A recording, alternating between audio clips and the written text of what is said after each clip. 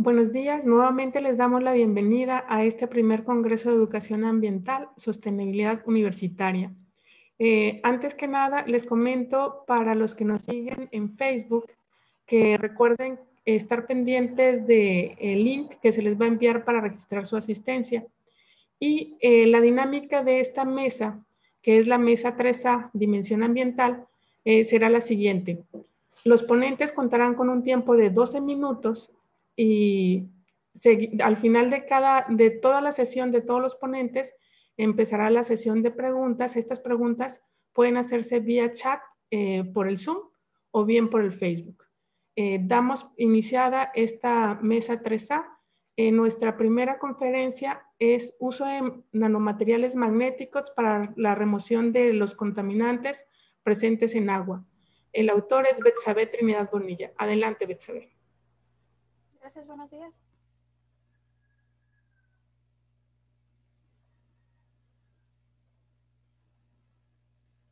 ¿Se puede apreciar que estoy compartiendo mi pantalla?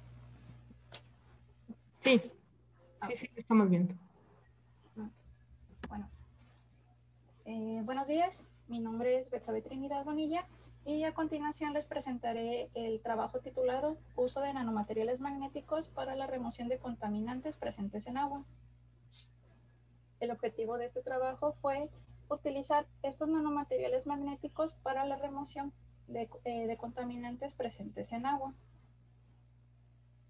Tenemos que el agua es uno de los recursos más indispensables para el ser humano y su calidad se ha ido deteriorando debido a las diferentes actividades antropogénicas.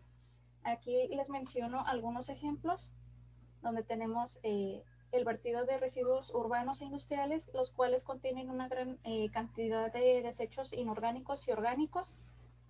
También tenemos las emisiones industriales, las cuales, como bien lo dice su nombre, generan emisiones y al final sus partículas se depositan en los diferentes cuerpos de agua. También tenemos como actividad el uso de fertilizantes para el riego de cultivos y la quema de combustibles fósiles. Dentro de estas actividades, estos vierten sus desechos a sus diferentes contaminantes al agua. Y dentro de los contaminantes en el agua encontramos que vierten pesticidas, hidrocarburos fósiles, productos químicos y metales pesados. Este trabajo se enfocó en los metales pesados. Tenemos que los metales pesados son elementos químicos que tienen una densidad mayor a 4 gramos por centímetro cúbico. Estos se pueden clasificar en micronutrientes. Aquí les menciono algunos ejemplos. Tenemos el níquel, el zinc y el cobre, que son necesarios para en la alimentación. Sin embargo, presentan efectos nocivos a la salud a concentraciones elevadas. También tenemos aquellos metales pesados que no presentan una función biológica. Tenemos el ejemplo del arsénico, el mercurio, el plomo y el cadmio. Estos metales tienden a bioacumularse en el sistema, afectando el sistema nervioso central, el sistema digestivo y el sistema circulatorio. Es por ello que en la actualidad se ha buscado el desarrollo de materiales que sean amigables con el ambiente, pero que también puedan remover metales pesados presentes en agua. Es por ello que el uso de nanomateriales magnéticos como absorbentes es importante. Y en este caso, el trabajo se enfoca en el uso de las ferritas de cobalto, ya que estas tienen buenas propiedades estructurales que permiten tener mayores sitios activos para que puedan absorber los metales pesados presentes en el agua y que también tengan buenas propiedades magnéticas. Como lo podemos apreciar en la imagen de la derecha, tenemos las ferritas que están presentes en un medio acuoso y cuando se aplica un campo magnético externo, en este caso un imán, las partículas se van a atraer hacia este campo, dejando el agua libre de contaminantes. Tenemos que se hace uso del proceso de absorción. En este caso se van a absorber diferentes contaminantes. Aquí les menciono algunos ejemplos: desechos inorgánicos, desechos orgánicos, metales pesados, los cuales estarán presentes en agua y estos van a ser absorbidos en la superficie del sólido, en este caso del nanomaterial magnético de la ferrita de cobalto, pero sin que ocurra una mezcla entre el sólido y los contaminantes hasta dejar el agua libre de los contaminantes. Tenemos que el proceso de absorción con nanomateriales consiste en lo siguiente. Vamos a tener las ferritas de cobalto, las cuales se van a añadir a nuestra solución problema. De ahí en la imagen del medio podemos apreciar cómo los nanomateriales están dispersos en el medio durante el tiempo necesario y finalmente al aplicar un campo magnético externo, estas se van a ver atraídas hacia este, dejando el agua libre de contaminantes. El proceso que seguimos en el laboratorio fue utilizando una balanza analítica, se pesó en un tubo de ensayo con capacidad de 25 mililitros los nanomateriales de ferrita de cobalto. Después se procedió a añadir 10 mililitros de nuestra solución multiestándar con los metales de estudio, aquí se los menciono, cadmio, níquel y plomo. Después se llevó a agitación generando un burbujeo en todo el tubito para que los nanomateriales estuvieran en toda la disolución dispersos. Pasado el tiempo de agitación, se colocó el tubo en un campo magnético externo, en este caso un imán, para que las partículas se vieran atraídas por el campo magnético externo.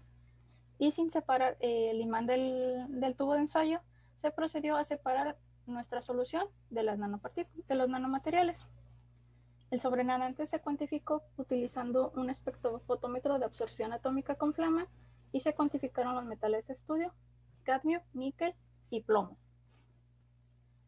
Nuestros resultados fueron que utilizando una ferrita de cobalto con un tratamiento de 400 grados centígrados se obtuvieron porcentajes de remoción del 99% para plomo, de un 98% para níquel y de un 97% para cadmio. Por lo que concluimos que con los resultados obtenidos se determinó que la ferrita de cobalto con un tratamiento térmico de 400 grados centígrados se puede remover más del 95% de los metales de estudio, en este caso cadmio, níquel y plomo presentes en agua. Nuestras referencias y por mi parte eso sería todo.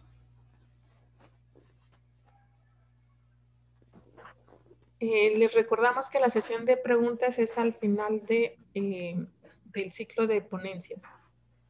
Continuamos con nuestra siguiente ponente y nos acaban de confirmar que la plática de las 9:12, Educación por el Clima, no se va a dar, de tal manera que nuestra siguiente plática es reducción del impacto ambiental de los procesos analíticos para promover su sustentabilidad en la práctica rutinaria. El autor, Judith Amador Hernández. Adelante, Judith. Yo digo, ¿verdad, Gaby? Hola, buenos días. En este caso lo voy a exponer yo, aunque la doctora es la autor principal. Ah, ok, está bien. Entonces, Carmen. María Estefanía. Ajá. Adelante. Puedes compartirnos. Espérame. Compartir pantalla.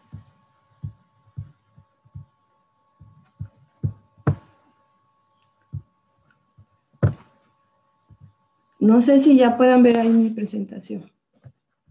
Sí, ya la podemos ver. Okay. Bueno, buenos días.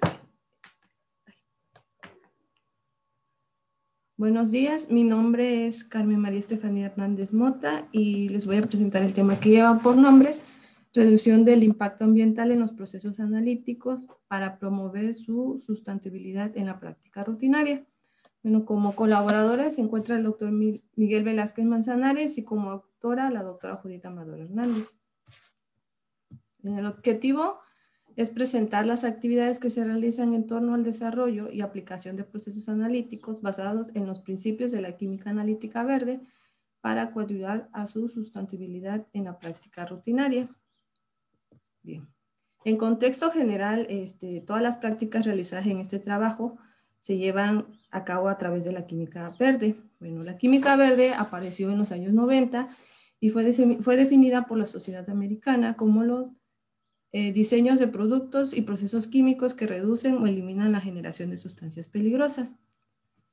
Aunado a ello, en el 2001, Namensky, un químico analítico, propone los 4 principios de la química analítica verde, que son los siguientes: la eliminación o reducción significativa del consumo de reactivos, especialmente disolventes orgánicos, reducción en la emisión de residuos peligrosos, eliminación del uso de reactivos de alta toxicidad y reducción del consumo de mano de obra y de energía. Bueno, con estos 4 principios, el proceso analítico será más corto y se generará la menor energía.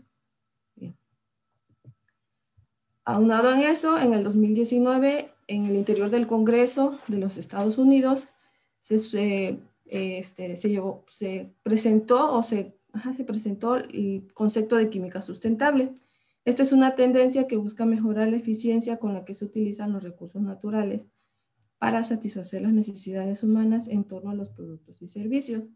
Esto solamente es un producto del concepto de la química verde, que busca adicionar nuevos conceptos, como lo son el análisis del ciclo de la vida, el uso eficiente del agua, el consumo de menos energía, menor costo y por lo tanto beneficio a mayor población.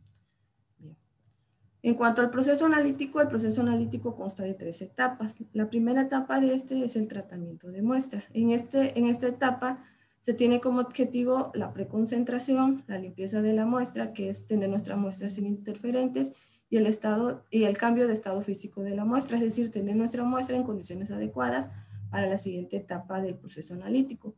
La siguiente etapa del proceso analítico es la adquisición de la señal analítica a través de un instrumento analítico. Bueno, una vez que tenemos nuestra señal analítica, el siguiente paso es el tratamiento de datos, que con ello se busca cuantificar y clasificar la muestra de acuerdo a sus componentes químicos. Bien. Actualmente se buscan tendencias en las técnicas de extracción basadas en los principios de la química verde. Bueno, las tendencias de las técnicas de extracción son las siguientes. En el caso de sólido líquido es la extracción asistida por microondas, extracción asistida por ultrasonido, y en los últimos años ha prestado atención a una técnica de extracción, Ketcher. Esta técnica está siendo explorada y recientemente publicada. Bueno, otra técnica de extracción para el caso de líquido-líquido es la microextracción líquido-líquido y la extracción de punto nube. Bueno, actualmente también se busca sustituir a los disolventes típicos como el benceno, el hexano y los halógenos por otros disolventes, en este caso los disolventes eutéticos. Estos están siendo usados en las técnicas de extracción y publicados. Bueno, en mi caso, una servidora estudia la maestría en Ciencia y Tecnología Química, en donde desarrollo un tema de tesis que lleva por nombre Determinación del bisfenol A y compuestos congéneres mediante nuevos medios de extracción y cromatografía líquida con detección fotométrica. Bueno, el bisfenol A es un compuesto orgánico que se usa como monómero para la elaboración de productos plásticos a base de policarbonatos y como recubrimiento de resinas epóxicas. Bueno, este lo podemos encontrar en botellas plásticas, en biberones, en CD, en productos de electrodomésticos y recubrimientos de papel térmico, por mencionar solo estos. Bueno, también en mi trabajo de tesis buscamos el uso, sustituir a los disolventes más comunes, como ya les nombraba, y nosotros buscamos usar disolventes eutéticos. Bueno, los disolventes eutéticos se forman por un aceptor de enlaces de hidrógeno, en este caso el cloruro de colina, que está en la parte izquierda de la diapositiva, y un donador de enlace de hidrógenos, en este caso el glicerol. Aquí les presento la estructura del glicerol. Bueno, otra característica de estos disolventes eutéticos es que presentan menor punto de fusión a sus componentes de partida. Esto se da por la formación del enlace de hidrógeno entre el anión de nuestra sal cuaternaria y los protones del donador. Bueno, dentro de las ventajas que presentan estos disolventes eutéticos está que provienen de fuentes naturales y renovables, son de bajo costo y son fáciles de sintetizar.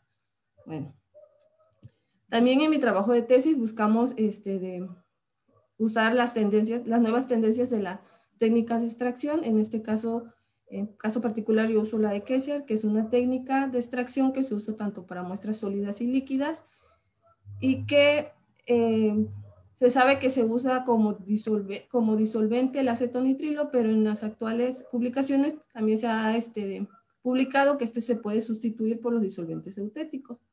Bueno, esta técnica se presenta a través de 2 etapas.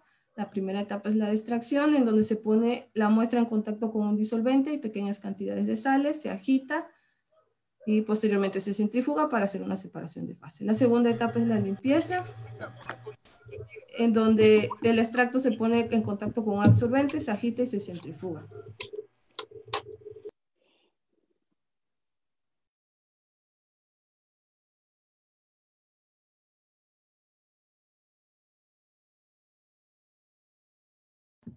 Se te fue el audio, ahorita están arreglando ese detalle técnico.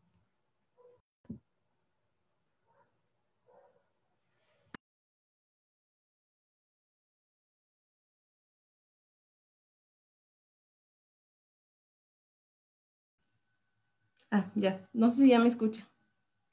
Sí, ya te escuchamos.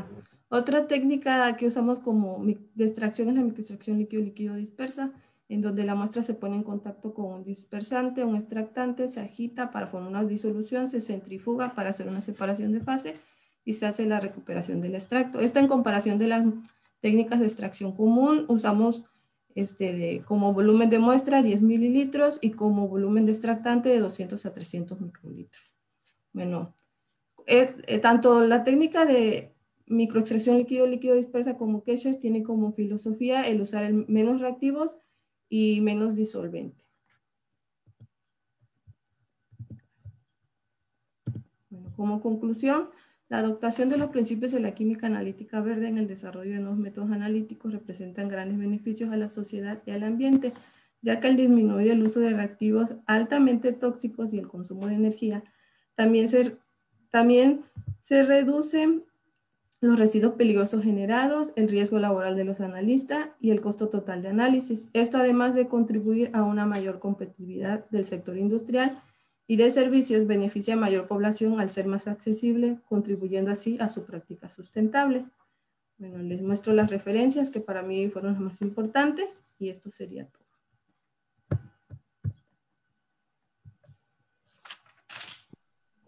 Muchísimas gracias, Carmen Estefanía.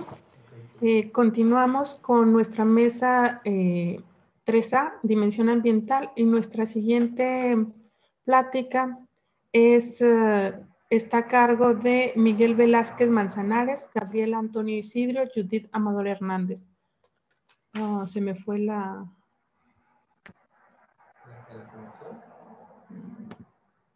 Sí.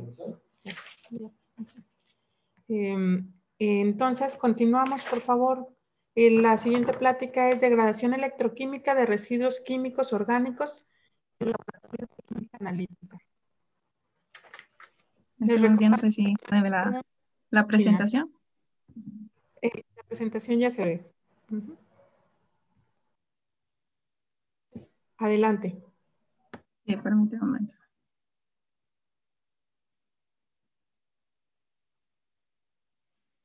Buenos días, voy a presentar este tema que lleva por nombre degradación electroquímica de residuos químicos orgánicos en los laboratorios de química analítica. Presenta a la servidora Gabriel Antonio Isidro, bajo la asesoría de la doctora Judith Amador Hernández y Miguel Velázquez Manzanares.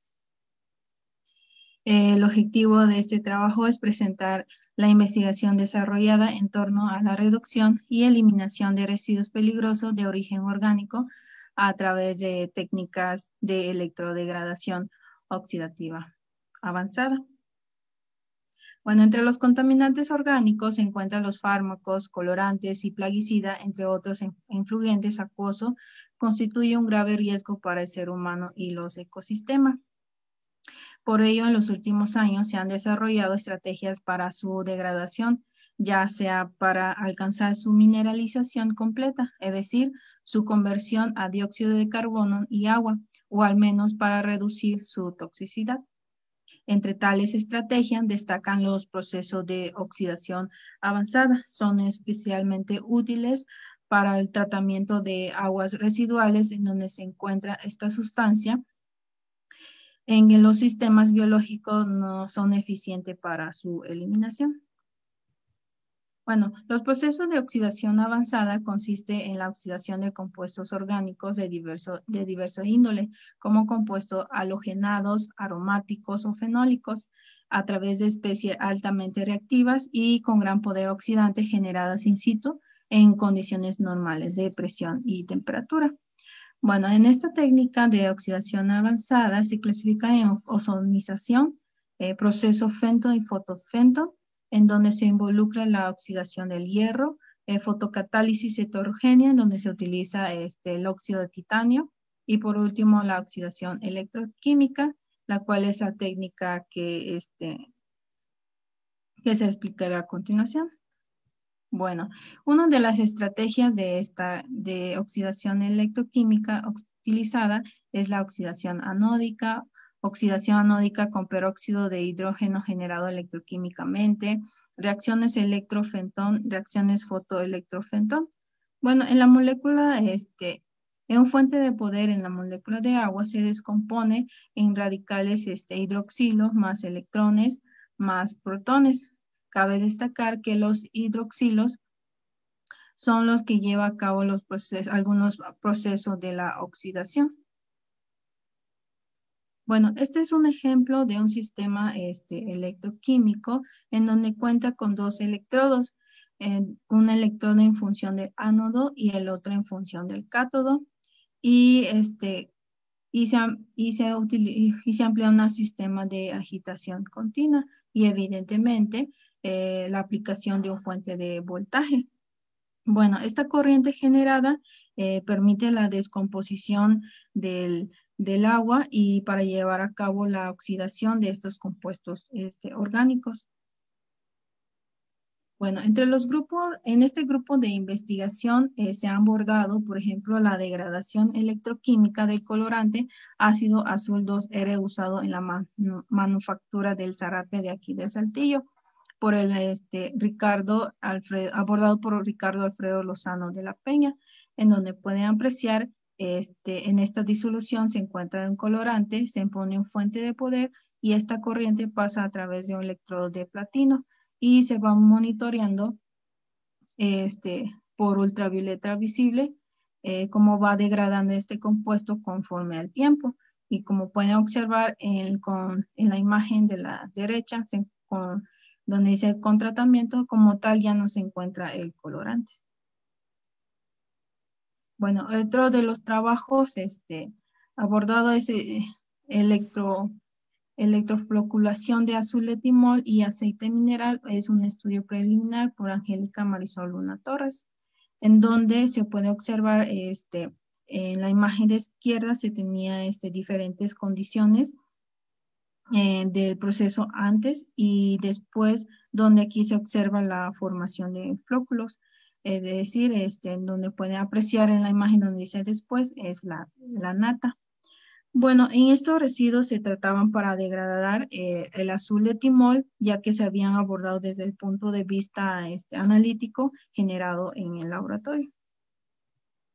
Bueno, actualmente estoy estudiando en la maestría en Ciencia y Tecnología Química y estoy desarrollando el tema de tesis que lleva por nombre Determinación de triacinas en agua de origen ambiental por preconcentración asistida electroquímicamente y cromatografía. Bueno, aquí represento una estructura general de las triacinas. Es un compuesto heterocíclicos nitrogenado en donde el grupo R2 y R3 corresponde al grupo aminoalquilo. Y dependiendo de la naturaleza del grupo R1, las triacinas se subdividen en clorotriacina, metiltriacinas, metoxitriacinas. Cabe destacar que estas son las triacinas simétricas en la cual estoy abordando en esta tesis. Y también existen las triacinas asimétricas, que es la triacinonas.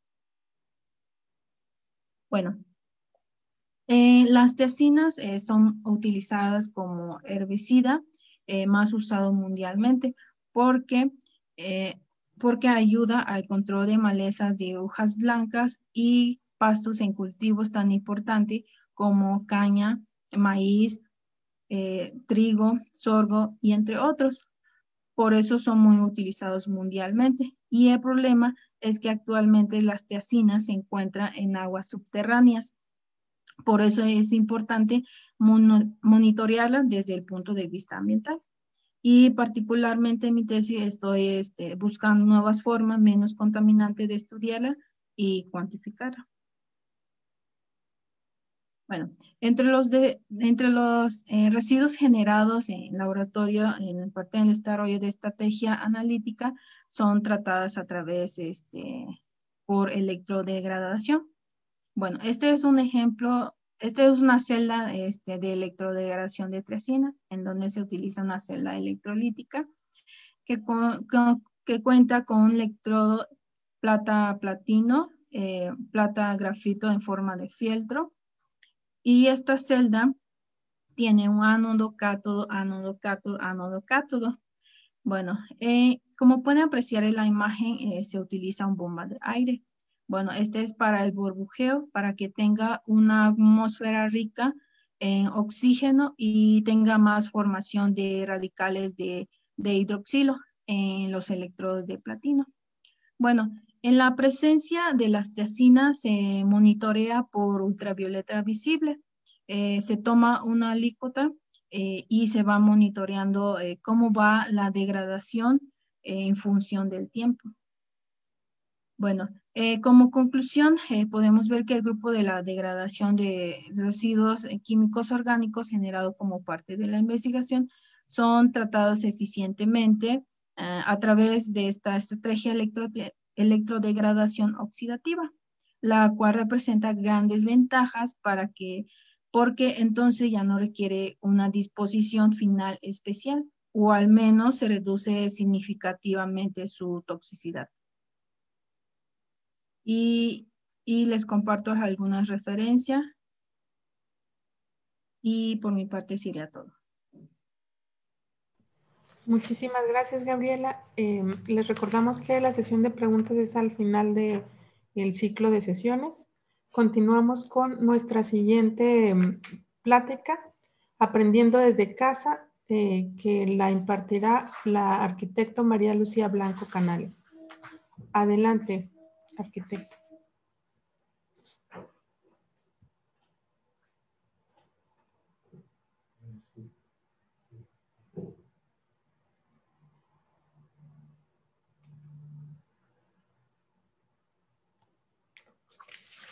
¿Sí se encuentra en sesión María Lucía Blanco Canales?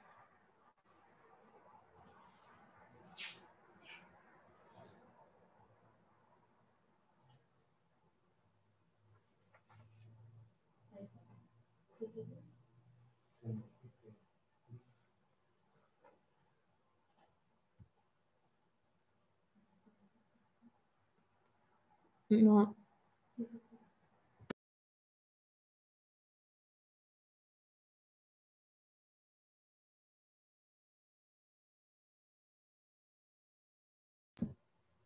María Lucía Blanco Canales se encuentra en la sesión.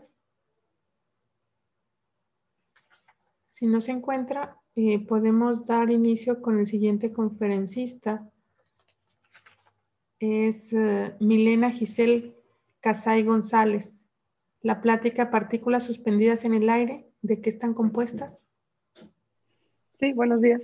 Buenos días. Gracias, Milena. ¿Me podría presentar ustedes mi presentación, por favor? Permíteme. Sí, gracias.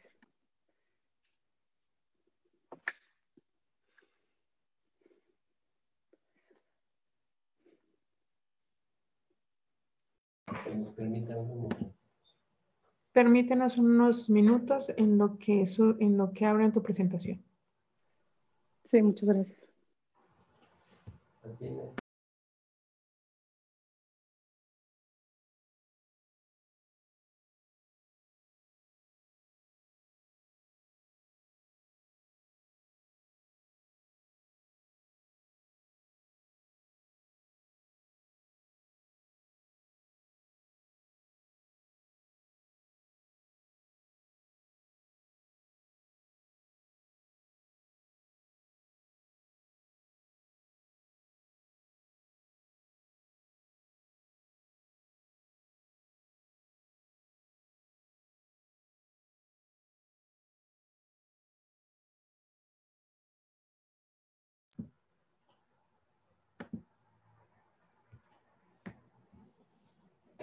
¿Sí?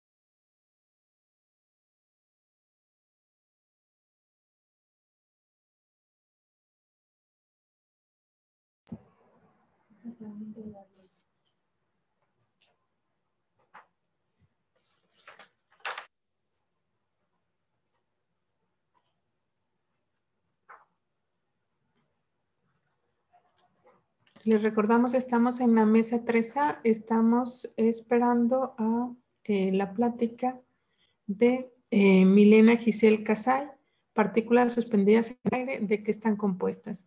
En unos minutos empezaremos la plática.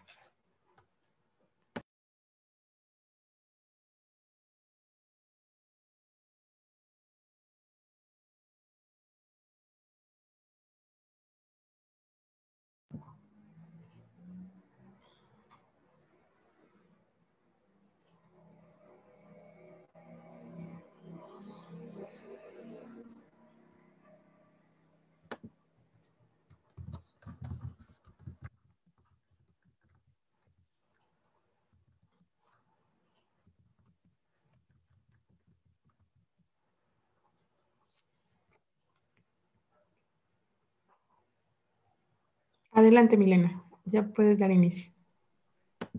Muchas gracias.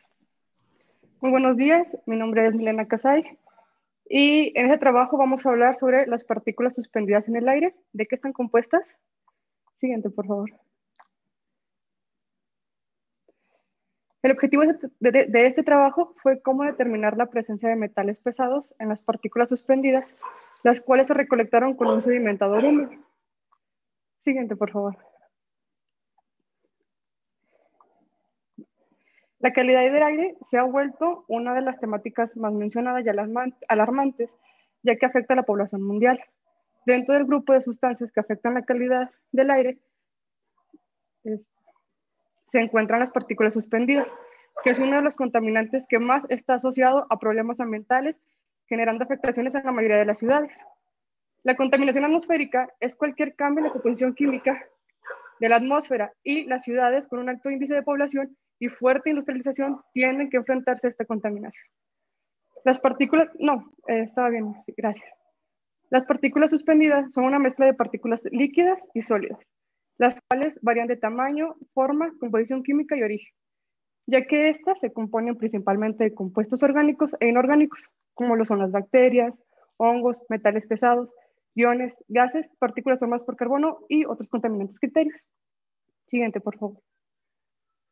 Su origen puede ser por fuentes naturales, como erupciones volcánicas, partículas arrastradas por el viento o fuentes antropogénicas, como la emisión de los procesos industriales de acero, cementeras, hornos de incineración, chimeneas y quemados de combustibles fósiles. Siguiente, por favor. Cuando una persona se expone constantemente a altas concentraciones de partículas suspendidas, puede provocar efectos negativos en plantas, provocando que no se desarrollen completamente. En animales, provocándoles problemas respiratorios. E incluso en el ser humano, provocando el aumento de enfermedades pulmonares, ya sea asma, disminución de la función pulmonar, bronquitis, entre otras.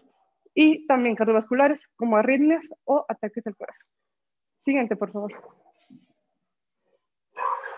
Uno de los contaminantes más comunes en las partículas suspendidas son los metales pesados. Estos son elementos con peso atómico elevado, cuya densidad es por lo menos 5 veces mayor que la del agua. Son considerados como no tóxicos a bajas concentraciones, pero se acumulan en el cuerpo del hombre, afectando también a los sistemas nerviosos, digestivo y circulatorio.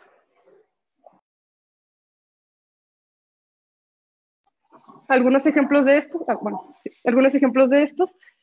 son los metales como el cobre, zinc, aluminio, cadmio, plomo y níquel.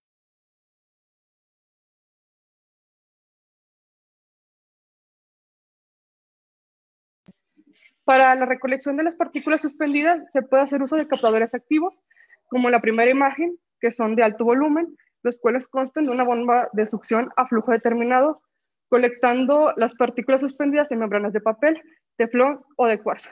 Y en la segunda imagen se muestra un captador de partículas biológicas que consta básicamente de 3 unidades: unidad de impacto, paleta y bomba de vacío. Siguiente, por favor.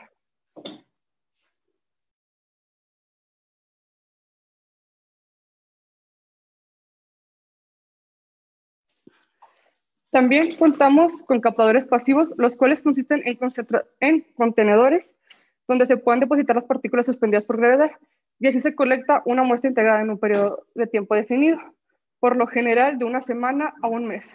Y con esta muestra se realizan pruebas necesarias para identificar los metales pesados que están presentes en las partículas suspendidas. Y en la siguiente imagen les muestro unos sedimentadores, ya sean húmedos o secos, que son tubos de gran tamaño que cuentan con embudo en la parte superior, dando la entrada al material particulado sin el uso de un filtro de aire. Siguiente, por favor. Otra característica importante son las condiciones meteorológicas, como temperatura, humedad, presión barométrica, velocidad y dirección del viento, ya que estos son los responsables del transporte y disposición de los contaminantes. Tienen un rol importante en el comportamiento y el aumento o disminución de la contaminación atmosférica. Siguiente, por favor. Aquí, al observar las condiciones meteorológicas, encontramos que en el primer periodo nos muestran que hay una mayor humedad. Esto quiere decir que se puede recolectar una mayor cantidad de partículas porque no hay dispersión en el ambiente. Y en el segundo periodo nos indica una baja de humedad y una alta de temperatura. Estas condiciones nos indican que tenemos una mayor dispersión.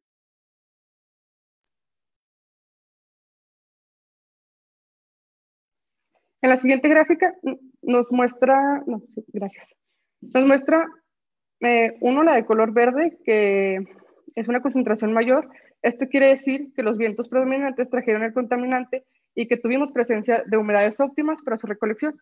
En cambio, en las muestras 3 y 4, que son la amarilla y la azul, son condiciones semejantes y obtenemos resultados mayores a los de las primeras muestras. Y esto se puede deber a que se obtuvo mucha más dispersión de la muestra. Concentraciones de metales presentes en las partículas, en sí estas gráficas son las concentraciones de metales presentes en estas partículas suspendidas. Y en el primer periodo de recolección se presentó una concentración máxima de sodio, seguido del aluminio, potasio, zinc, manganeso, cobre y plomo. La dirección del viento en este caso fue que en la zona urbana donde se ubica la industrialización dedicadas a la metalmecánica. Siguiente, por favor. Y como conclusión, el uso de demostradores pasivos nos permite determinar la presencia de metales que están presentes en el aire de la ciudad de Saltillo, encontrando que en el periodo de otoño se presentó la concentración más elevada de sodio, aluminio, potasio, zinc, manganeso, cobre y plomo, seguido del tercer periodo. Y esto sería todo por mi parte. Muchas gracias. Muchísimas gracias, Milena. Continuamos con nuestro programa de la mesa 3A. Nuestra siguiente plática está a cargo de la arquitecta y maestra María Lucía Blanco Canales, Aprendiendo desde casa. Adelante, maestra. Muchísimas gracias. Una disculpa por el pequeño inconveniente en la conexión. Estaba un poco desfasada en el enlace de Zoom. Les comparto mi pantalla.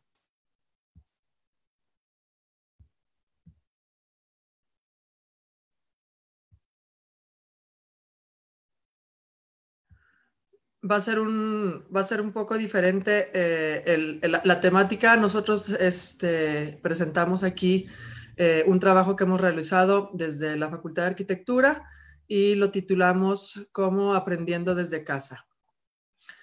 Nuestro objetivo el objetivo de esta plática es compartir con ustedes los resultados obtenidos por grupos de estudiantes de la Facultad de Arquitectura Unidad Saltillo, quienes durante esta contingencia sanitaria han realizado actividades prácticas desde casa, como la formación obtenida en las materias ambientales. Debo comentarles que en nuestra facultad, donde iniciamos un nuevo plan de estudios a principios del 2016 y que está próximo a tener sus primeros graduados, cuenta con una rama amplia de materias urbanoambientales, en donde se ha hecho mucho énfasis en la concientización de los futuros profesionistas sobre la importancia del entorno y del impacto que las acciones realizadas sobre el mismo. Y este acompañamiento lo tenemos a lo largo de toda la carrera, ya que tenemos la materia de Ciencias del Entorno Ambiental en primero y segundo semestre, Sensibilización y Cultura Ambiental en sexto, y la Arquitectura de Tierra en séptimo semestre. Si recordamos un poco este diagrama que es muy conocido de Palmer desde 1998, nos indica que este asunto de la educación ambiental pues no es nuevo, ¿no? Ya venimos con estos principios desde hace décadas y vemos cómo es muy importante tomar la educación ambiental sobre el medio ambiente, desde el medio ambiente y en o del medio ambiente. A través de esta contingencia sanitaria que nos hemos visto todos obligados a atravesar, pues nuestro entorno se ha convertido en nuestra casa y hemos visto que podemos tener ventajas o desventajas, algunas deficiencias y bueno, vemos que también está en cada uno poder ir mejorando esos entornos. Vemos también la importancia de manejar las cuestiones empíricas, las cuestiones éticas y los elementos estéticos, que eso nos ayuda a mejorar la calidad de vida de las personas, ¿no? Y nos ayuda a que nuestra educación ambiental llegue realmente a donde necesitamos. En la escuela, en la facultad, en todas las ramas de materias ambientales, siempre hemos acentuado mucho la importancia de hacer actividades fuera del área, fuera del aula. Siempre buscamos estar al exterior, hacer trabajos de campo, lo que se nos ha dificultado durante esta contingencia. Aquí tenemos algunas fotografías de trabajos que se realizaron antes de marzo del año pasado y es una constante. Entonces tuvimos que presentarnos ante este reto con el hecho de saber cómo vamos a hacer que todos estos principios éticos, cómo vamos a hacer que estos valores personales puedan transmitirse a los estudiantes. Y lo hemos resuelto pues trabajando y aprendiendo desde casa.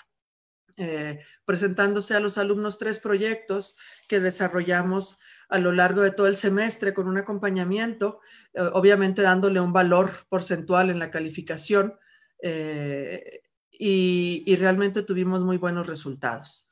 Los 3 proyectos que se manejaron este semestre pasado y que seguiremos manejando mientras sigamos con educación virtual a distancia será la generación de la composta, separando los residuos orgánicos generados en el hogar. También hacerlos germinar una planta con el propósito de iniciar una hortaliza en casa y la fabricación de ecoladrillos, reutilizando los empaques postconsumo que más adelante se utilizarán para construir un tanque de captación de agua de lluvia en la Facultad de Arquitectura Unidad Saltillo. Esta cuestión de generar la composta y lombricomposta pues ha permitido que los alumnos se desarrollen en muchas facetas, ya que se ha incentivado la investigación personal, generándose un muy enriquecedor intercambio de experiencias personales en el grupo durante todo el semestre, ya que pues estamos todos conectados dentro de la plataforma de Teams y asimismo a través de la plataforma de WhatsApp. Entonces ha sido muy práctico que los muchachos compartan con sus compañeros y con los docentes sus propias investigaciones y experiencias. La elaboración de la composta en el hogar, en la mayoría de los casos, se ha realizado con materiales de recuperación y se ha logrado que más de un miembro de la familia se sume en el proceso de fabricación y en el mismo funcionamiento. Los principios que no deben faltarnos para que este ejercicio sea exitoso es mantener una buena ventilación, un buen sistema de drenaje, mantener una humedad constante, mezclar los residuos orgánicos con tierra, hojas secas, elementos verdes de poda. También otro tip que los muchachos encontraron y compartieron es que mientras más pequeños sean los trozos de residuos, más rápido se descompondrá los productos para generar el suelo fértil. Y también el hecho de que si no estamos manejando lombrices, pues hay que estar oreando la mezcla periódicamente, manejándolo de manera manual.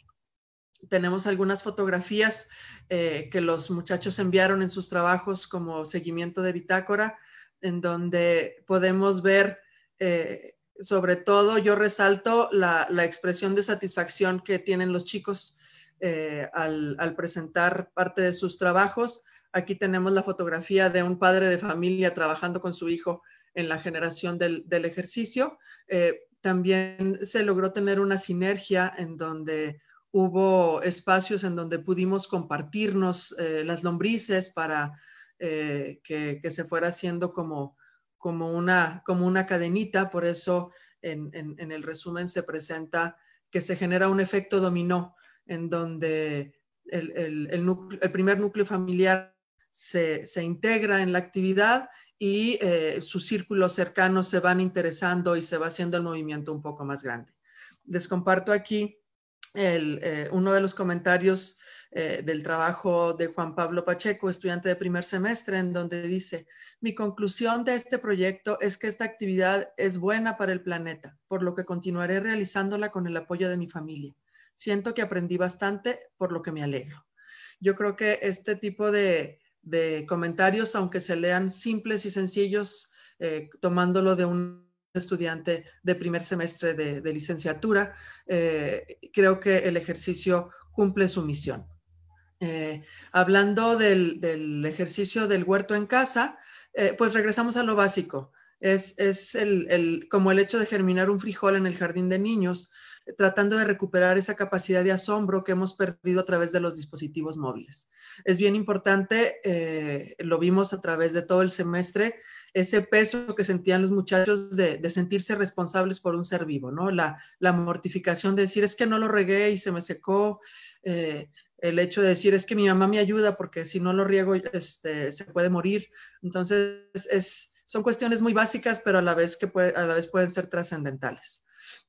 Otro punto que podemos resaltar es que encontrar el tiempo en medio de la rutina no es fácil, sobre todo en estos tiempos en donde estamos pues muy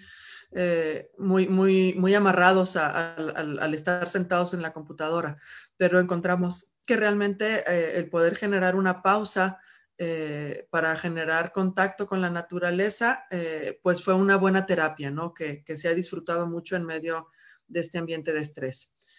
Un punto también muy favorable es que se ha generado una dinámica familiar de integración en donde los abuelos, los padres, los tíos han tenido una participación, ya que siempre en todas las familias hay alguien a quien le gustan las plantas, y esto ha generado que los jóvenes se acerquen a sus familiares y generen una dinámica de conversación que genera unión.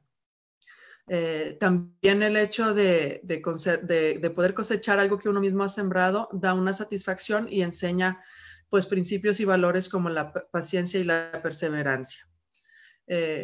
Obviamente nuestro proyecto no es tan ambicioso como pensar a llegar a inculcar la soberanía alimentaria, pero pues sí es un buen inicio para que los muchachos y sus familias se den cuenta que otra forma de vida puede ser posible y que es importante saber el origen y la calidad de lo que uno lleva a la mesa. Aquí vemos de igual manera fotografías que enviaron muchachos en su proceso de generar esta germinación de plantitas, el cuidado, la cosecha. También vemos que la falta de espacio no es pretexto.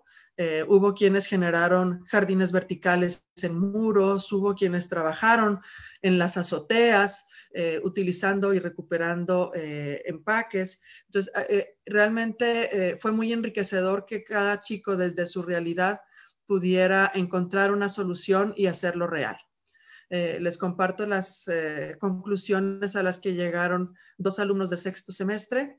Lo mejor de esta actividad fue el compartir tus experiencias con familiares y amigos e incitarlos a comenzar esta gran actividad que nos ayudará a disminuir nuestra huella ecológica como humanidad.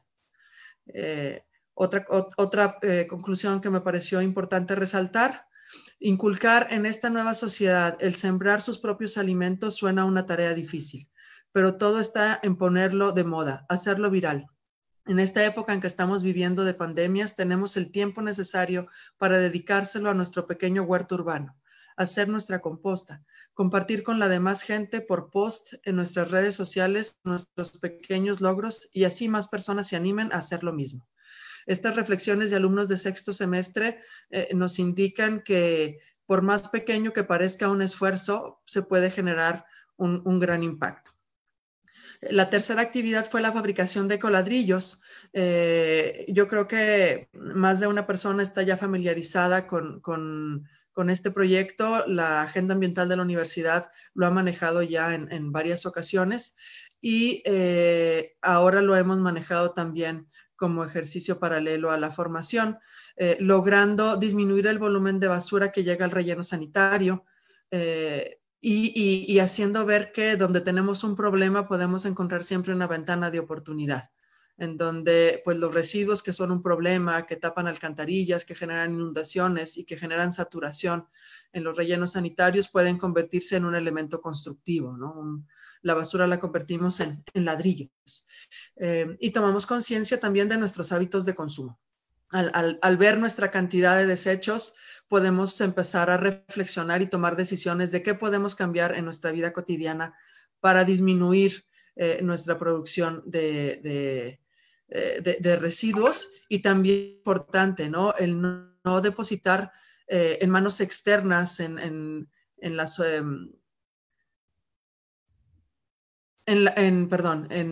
autoridades locales, la responsabilidad de gestionar nuestros residuos, sino nosotros mismos responsabilizarnos de ellos. Comparto el comentario que hizo un compañero alumno de primer semestre, Luis Mario Cruz Pérez. Quiero agregar una cosa más acerca de los ecoladrillos, y es que vi de alguna manera que podía ayudar limpiando un poco mi colonia, utilizando residuos que me encontraba en la calle, y de esta manera aprovecharía mi basura y la de otros para mejorar el entorno. Entonces, son pequeñas actividades en donde vamos haciendo mella en los jóvenes y en donde podemos ir mejorando hábitos en lo cotidiano. Termino mi presentación haciendo énfasis en esta cuestión de que vivimos ahora un mundo digital, un mundo de redes sociales, en donde circula muchísima información que puede ser de alta valía si sabemos identificarla y compartirla. En donde nos concientizamos acerca de cómo este desarrollo desenfrenado sigue construyendo el deterioro del futuro, ¿no? Entonces, donde hay que tomar puntos y nociones importantes de hacia dónde debemos caminar si queremos que el mundo y la civilización como la conocemos hoy pueda perdurar. Y también la sensibilización de cómo nuestras acciones, sobre todo en el ámbito de nuestra carrera de arquitectura, en donde generamos espacios habitables, pero siempre tomando un espacio existente y lo modificamos, ¿no? Entonces, cómo debemos respetar y adaptarnos al entorno para evitar que esto pase. Lo que vemos en esta viñeta no se necesitan muchas palabras. Llegamos, modificamos, cambiamos, construimos, y luego nos inundamos, ¿no? Por el hecho de no haber observado y respetado lo que la naturaleza nos dictaba, así como lo que atentamos nosotros al cambiar el entorno indiscriminadamente para favorecer intereses económicos, en donde de una producción variada, rica en biodiversidad, no únicamente en plantas, sino en fauna, lo vamos reduciendo hasta acabar con la fauna silvestre, ¿no? Este reto de dejar de consumir lo que genera tanta basura, tanta huella ecológica en transporte, y empezar a producir, empezar a ser más conscientes, sumarnos a los esfuerzos que se presentan tanto en instituciones educativas como gubernamentales, en donde se aprovechan estos tiempos de pandemia para hacer conciencia y ayudar a las familias a disminuir la basura que hay en el hogar. Porque acordémonos que no necesitamos un ambientalista perfecto, sino que necesitamos a millones de pequeños ambientalistas tomando acciones todos y cada uno de los días porque cuando somos gente pequeña en lugares pequeños, realizando acciones pequeñas, lograremos hacer grandes cambios. Y terminando con este principio de reflexionar sobre nuestro patrón de consumo, rechazar lo que no se necesita, reducir nuestro consumo, reparar lo que se ha descompuesto, reutilizar lo que no se pueda reciclar, reciclar lo que podemos reintegrar en otros procesos, reincorporar la materia orgánica al suelo y sobre todo resistir y trabajar unidos para que este asunto de la educación ambiental llegue a cada una de las casas y que logremos que poco a poco en lo cotidiano todas las personas y desde el centro nuclear de la sociedad, que es la familia, logremos tener ciudadanos que sean amigables con el medio ambiente. Por mi parte es todo. Les agradezco su atención. Muchísimas gracias, maestra María Lucía Blanco Canales, por esta interesante plática. Continuamos con nuestra última charla en esta sesión de la mesa 3A y va a estar dada por el maestro Roberto Constancio Torres Ramírez. La plática es calentamiento global. ¿Comprenderlo para evitarlo? Adelante, maestro. Sí, muy bien. Buenos días a todos. Voy a permitirme compartir pantalla. Ya, vamos a hablar un poquito del cambio climático. El cambio climático tiene que ver con el calentamiento global. Y es un estudio que se está empezando a hacer aquí en Saltillo para el establecimiento de los indicadores del cambio climático en Saltillo, Coahuila. No hay indicadores en Saltillo todavía establecidos. Tenemos mediciones y tenemos valores, tenemos un buen histórico, pero no tenemos los indicadores. Estos apenas se están desarrollando. Estamos trabajando la maestra Juana María Mendoza y un servidor en una tesis de licenciatura para esto. Pero me voy a permitir avanzar con la plática y voy a poner estos conceptos básicos que por lo general son de uso común en la sociedad y que muchas veces los utilizamos como sinónimo. Por ejemplo, a veces hablamos del tiempo y del clima de la misma manera y son dos cosas diferentes, ¿no? El tiempo, pues, es el fenómeno atmosférico que sucede y que medimos en un momento determinado, y el clima son las condiciones que prevalecen en una zona. Por ejemplo, para ver la diferencia, el tiempo puede ser, pues, que tenemos, no sé, probabilidad de lluvia el día de hoy, o que tenemos temperatura de 20 grados, lo que sea. Y el clima podemos hablar de que es las condiciones que prevalecen siempre en una zona, que es un clima seco, un clima cálido, un clima húmedo, en fin, todo lo que puede involucrar el cómo se comporta todas estas condiciones en esa zona. Y también vamos a hablar de dos ciencias, por así decirlo, o dos áreas de estudio, que son la meteorología y la climatología. La meteorología son todos los fenómenos que suceden en la atmósfera, sí, podríamos decirlo así. El viento, los rayos, la lluvia, o la formación de huracanes, las nubes, nieve y demás. Y la climatología realmente es todo aquello que está referente al clima y sus cambios y las variedades que hay de estos. ¿Sí? Es estudiar el clima seco, el clima húmedo, el clima cálido, en fin, todos ellos es el estudiar. ¿Por qué nos interesa hacer esto? Ya lo decía la maestra Juana María en su primera plática el día de ayer, para inaugurar. Hay muchas cosas acerca del medio ambiente, muchas cosas acerca del cuidado de los residuos, el reciclado y demás, pero del clima, y también yo creo que la doctora Liliana no me dejará mentir, y del aire, casi nadie se preocupa, porque es algo que tenemos siempre ahí, y es una educación que también debemos de tener. Todas las cosas que hacemos, residuos y demás, impactan en el clima y en el cambio climático. Algunos antecedentes sobre las cuestiones del clima. Para mí, y bueno, para nosotros en lo personal, un parteaguas es en 1975, cuando un investigador, Wallace Broecker, es la primera vez que utiliza el término calentamiento global. En un artículo que escribe, que dice calentamiento global, no estaremos en la orilla de un calentamiento prolongado, perdón, se llama cambio climático, no estaremos en la orilla de un cambio prolongado, de calentamiento prolongado. Y es a partir de esas épocas, de los 70s, cuando la sociedad y la comunidad mundial empieza a darse cuenta de que hay que hacer algo. Sí se crea el panel sobre el cambio climático. En el 97 se firma el famoso protocolo de Kioto. Y algo importante, ¿no? Este protocolo de Kioto no lo ratificó el Senado de Estados Unidos, fueron de los últimos en que decidieron hacerlo, ¿no? Algo semejante que pasó el año pasado, me voy a adelantar un poco, cuando todavía estaba el presidente de Estados Unidos y decía que ellos iban a salir del Tratado de París, cuando fue que Obama, ese presidente de Estados Unidos, fue el que lo promovió, ¿no? Y el mismo Estados Unidos después decía, nos vamos a salir del Tratado de París. Y el Tratado de Kioto, pues no es más que sobre la emisión de gases de efecto invernadero. Y si vemos algunas gráficas, pues nos vamos a dar cuenta que en el penúltimo lugar de progreso en la reducción de los gases, pues está Estados Unidos.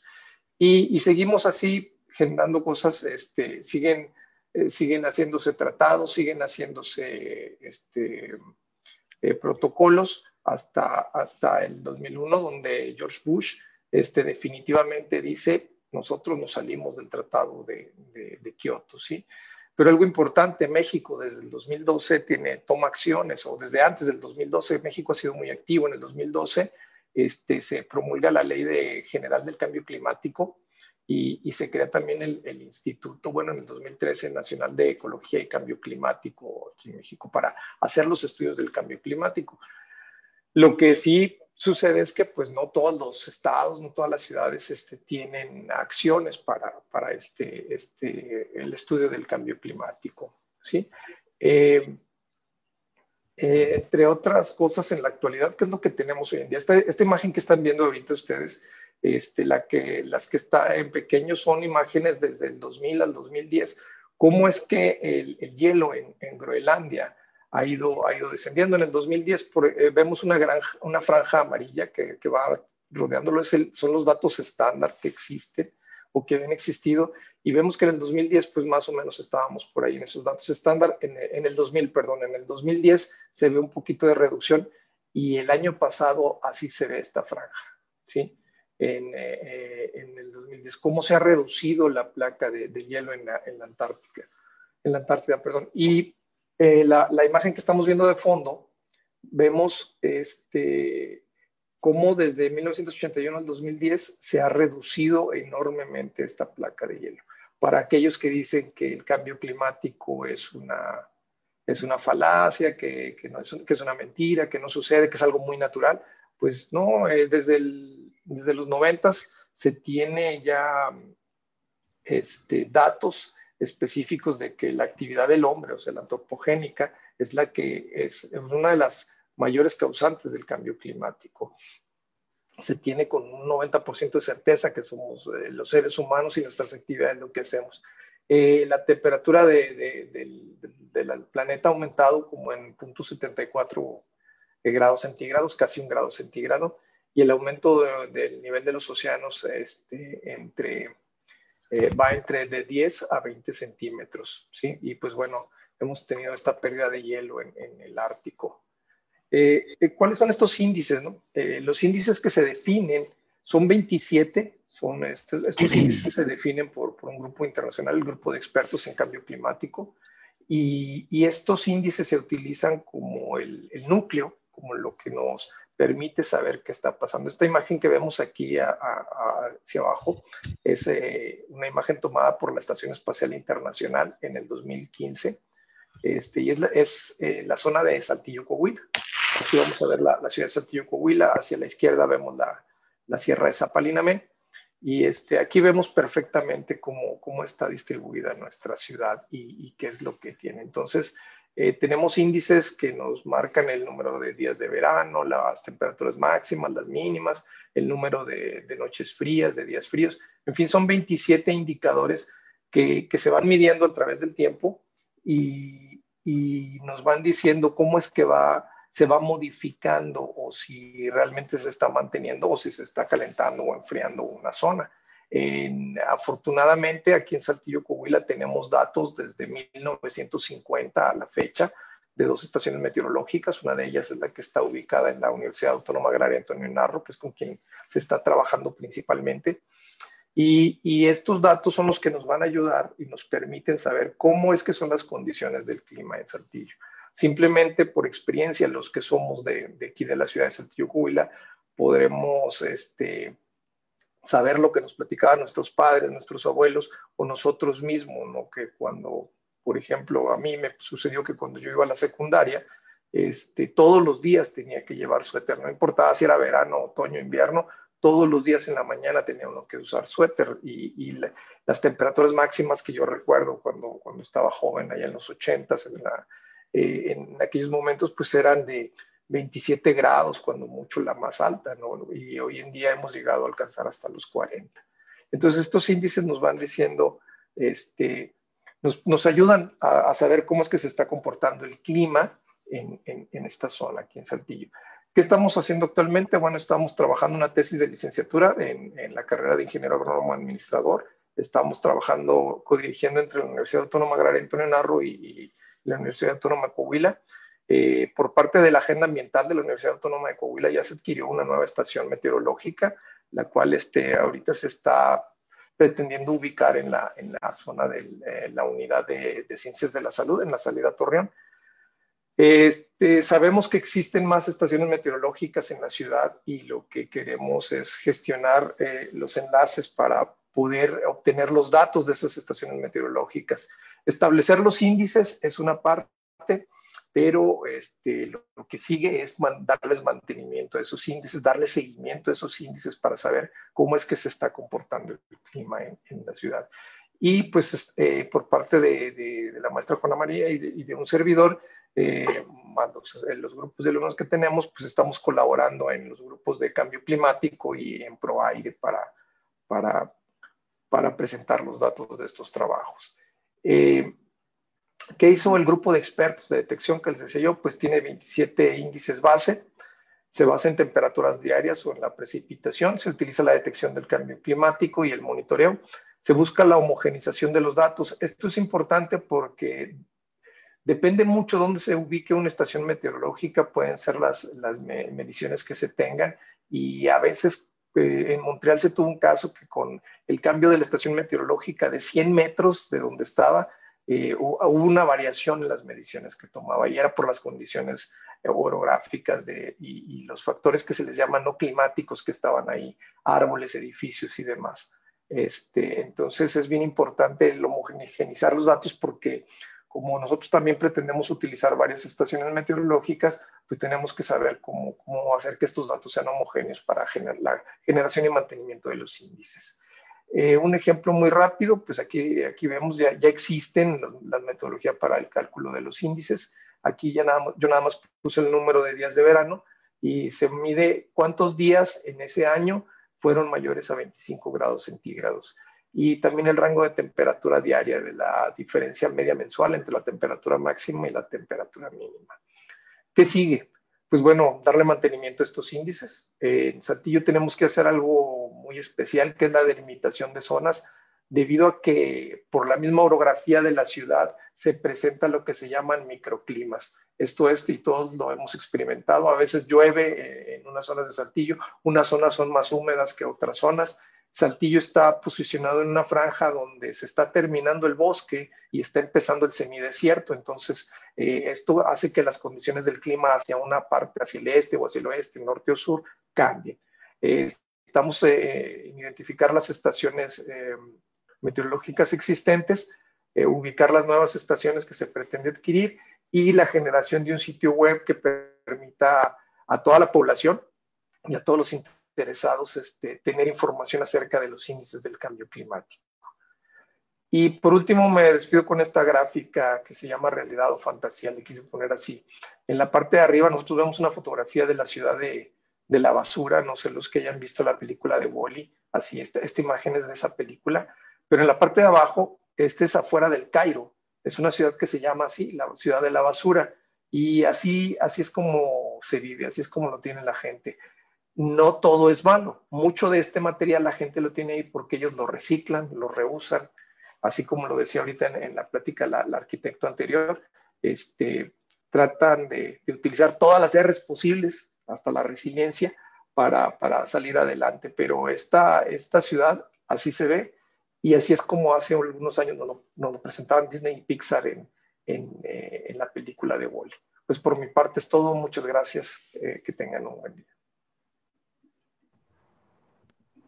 Muchísimas gracias, maestro Roberto Torres. Vamos a dar inicio a la sesión de preguntas para esta mesa de dimensión ambiental. No sé si alguno de ustedes, tenemos 3 preguntas dirigida a la primera plática para Betsabe. La pregunta dice, ¿esta técnica puede tener más aplicaciones?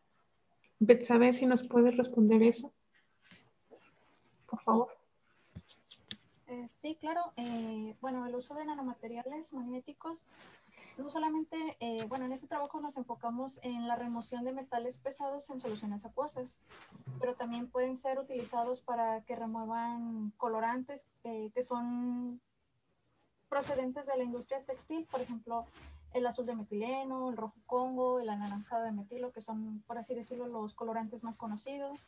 También se pueden utilizar para que, como transportadores de fármacos en el cuerpo, o también como agentes de contraste en las resonancias, en el uso de resonancia magnética. Ya respondiste la siguiente pregunta. Okay. Pero también te preguntan si es factible usar esta técnica en grandes cantidades de agua, en grandes cuerpos de agua. Bueno, a lo que he encontrado en la literatura lo han aplicado más a escala laboratorio.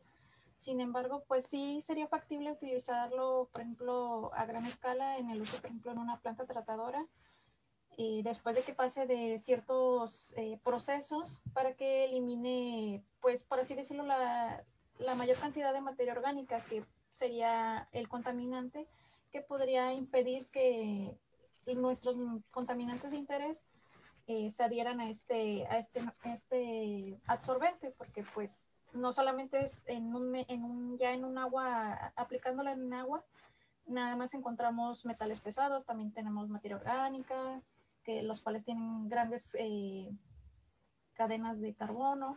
Entonces, pues sí sería importante y sería un trabajo, pues por aparte, saber cuál sería el comportamiento de estos nanomateriales magnéticos a gran escala. Muchísimas gracias, Betsabe. Nuestras siguientes preguntas son para Milena. ¿Nos puedes contestar, Milena? La pregunta dice, ¿qué tan viable es adaptar ese proyecto para uso casero? Sí, buenos días. Pues de hecho, lo que yo les presenté fueron realizadas con captadores caseros. Se tomaron las muestras cerca de las colonias, cerca de las colonias donde está la mayor industrialización de Saltillo. ¿Y se puede hacer que la gente haga sus propias mediciones en su casa? ¿Qué necesitan? Pues de hecho estas nos las trajo una persona de esa misma colonia para nosotros hacer los análisis de laboratorio, sí se pueden realizar. El problema aquí es que como los resultados no se van a poder comparar con la norma, porque la norma donde adquirimos esto no sería oficial, pero sí se puede realizar esto de medio casero. Pero preguntan que cómo pueden hacer una pequeña estación de mediciones si tienen huertos familiares. No sé si...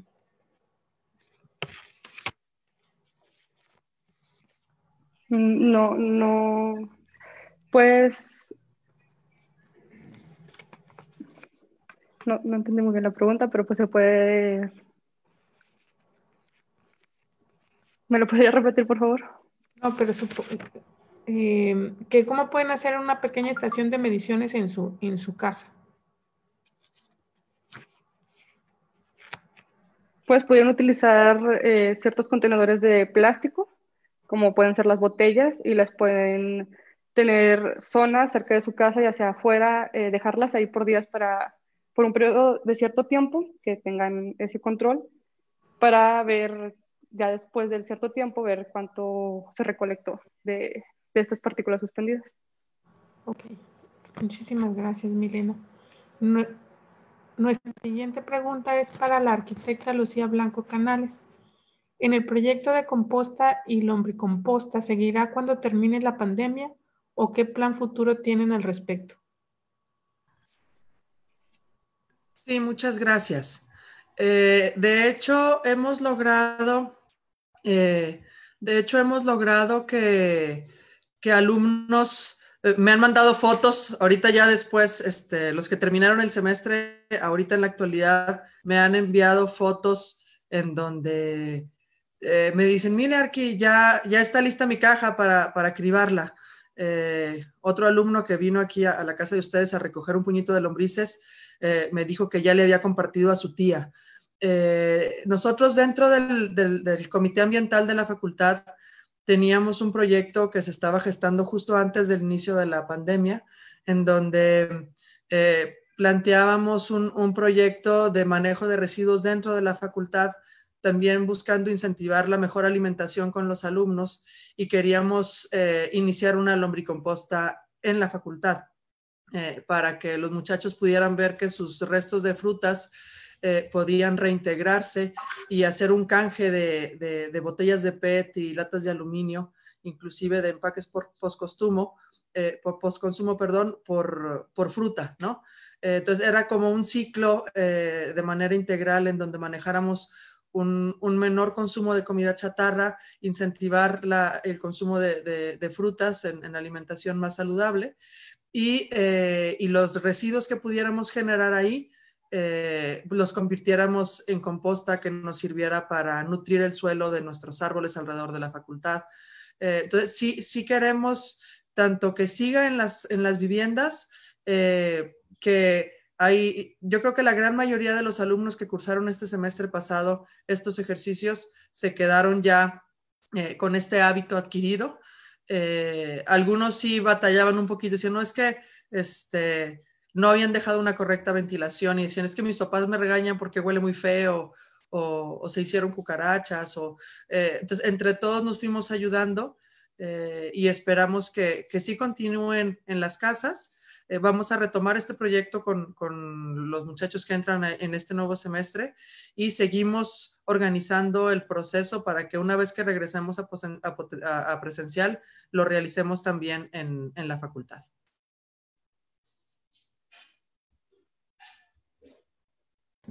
Tenemos otra pregunta, pero no va dirigida a alguien en particular. Si alguien nos puede ayudar a contestarla.